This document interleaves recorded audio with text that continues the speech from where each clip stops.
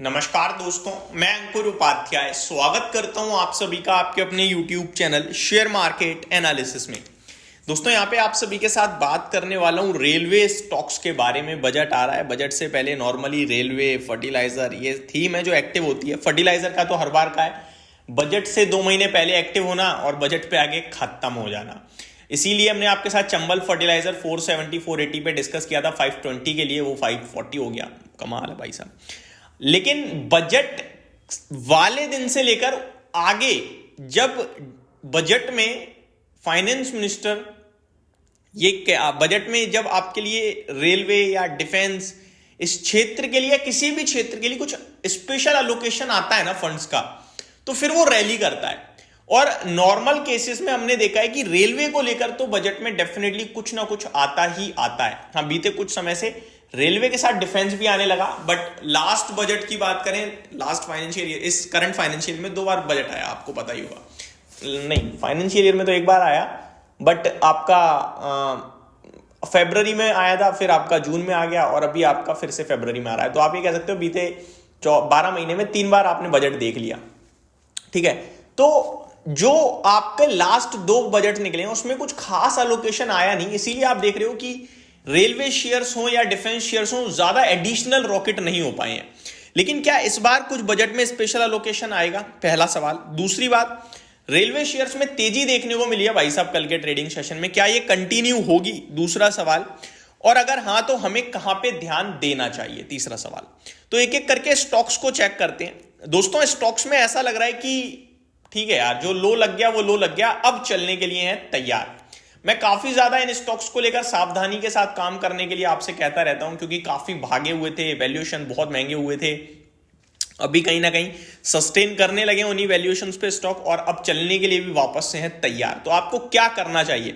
अगर सबसे पहले बात करें सबसे ज्यादा पसंदीदा स्टॉक की, तो आई थिंक रेलवे में मुझे लगता है कि IRFC और RVNL में टफ कॉम्पिटिशन है कि कौन सा सबसे ज्यादा पसंद है। पहले RVNL को देखते हैं।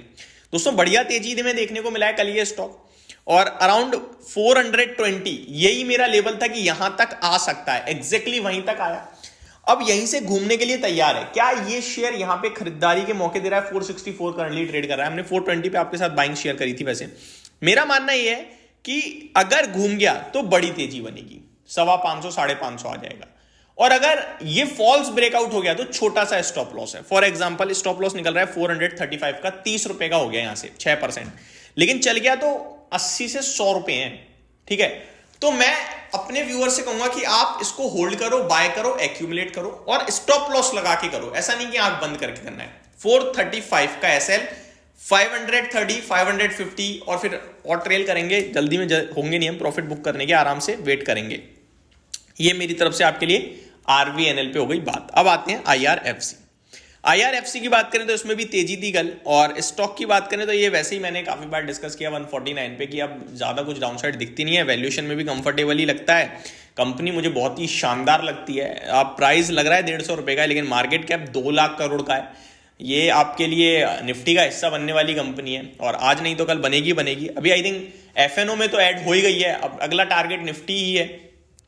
IRFC बहुत ही कमाल कंपनी है। डबल बॉटम टाइप फॉर्म करा है 140 के आसपास, निकलने की तैयारी में है। टारगेट्स 180 दिखते हैं दोस्तों। होल्ड होल्ड होल्ड चिल्ला चिल्ला के कहूंगा भाई साहब, जिसके पास भी है बैठे रहें, बने रहें, बेचने की जल्दबाजी गलती से भी ना करें। चलने के लिए तैयार हो रहा है, 180 तक के मूव दे सकता है। इसके लिए हमें एक स्ट्रिक्ट SL फॉलो करना होगा 147 का। स्टॉप लॉस मस्ट है दोस्तों रेलवे स्टॉक्स में, इनके बिना काम नहीं करेंगे। ठीक है जी, दोनों स्टॉक्स पे बात हो गई। अब आते हैं third stock, IRCON international. Actually में इस कंपनी के नंबर्स में मजा नहीं आया था। वैल्यूएशन वाइज सबसे सस्ता है, बट कंपनी की अर्निंग्स भी सबसे डीप ही थी थोड़ी सी, तो मजा नहीं आया था। बट फिर भी मेरे को लगता है जब पूरा रेलवे चलेगा तो ये भी चलेगा ही, पीछे तो नहीं रहेगा। इसमें स्टॉप लॉस देखा जाए तो थोड़ा सा डीप आ रहा है दोस्तों, बट हम छोटा ढूंढने की कोशिश करेंगे। 209 का रख लेंगे हम SL, और ऊपर की बात करें तो पॉसिबिलिटीज हैं, चलना शुरू हुआ तो 244 260 तक की लेवल्स आपको ये स्टॉक भी दिखाता हुआ दिखे। अब आ जाते हैं और रेलवे पे जो थोड़े से कम लाइमलाइट में रहते हैं, राइट्स लिमिटेड की बात करें दोस्तों तो 296 के लेवल्स पे क्लोजिंग दिया है इस स्टॉक ने आपको। 35 के PE पे ट्रेड करता है। नीचे में देखा जाए तो ये भी बेस बना के ऊपर आने के लिए तैयार है। छोटे टारगेट्स दिख रहे हैं वो 302 का है। मैं उसे टारगेट तो नहीं बोलूंगा, एक काम करते हैं, एक लेवल देखते हैं जिसके ऊपर ये एडिशनल बुलिश होगा, जिसके बाद 320-25 के लेवल्स निकलने चाहिए। एंड स्टॉक का टेक्निकल चार्ट पैटर्न थोड़ा सा ज्यादा वीक दिख रहा है इसका। अगर ये स्टॉक घूमता है तो 350 तक की जर्नी दिखाएगा, 360 स्पेसिफिकली बोलूं तो। और इसके लिए एसएल हमें रखना होगा करीब करीब 281 रुपीज का।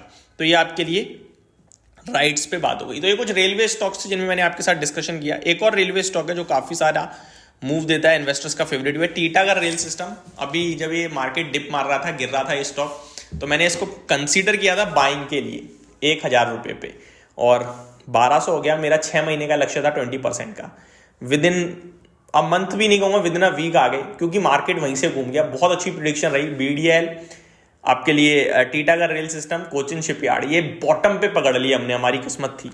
तो इस स्टॉक की बात करें, ये साइडवे है दोस्तों। अभी मैं कुछ ये नहीं कहूंगा कि भाग रहा है या नहीं, पर डबल बॉटम फॉर्म जरूर किया है स्टॉक ने, अराउंड 1070 और 1050 के समथिंग, और अभी ऊपर ही है। पॉसिबिलिटीज हैं कि अगर अपसाइड आई तो ये 1300 रुपये जाएगा फर्स्ट, डायरेक्टली बिना किसी रुकावट के, और अगर यहीं से घूम गया तो वापस नीचे आ सकता है। तो ये मेरी तरफ से अपडेट थी। Thank you so much for watching this video. Have a great day guys.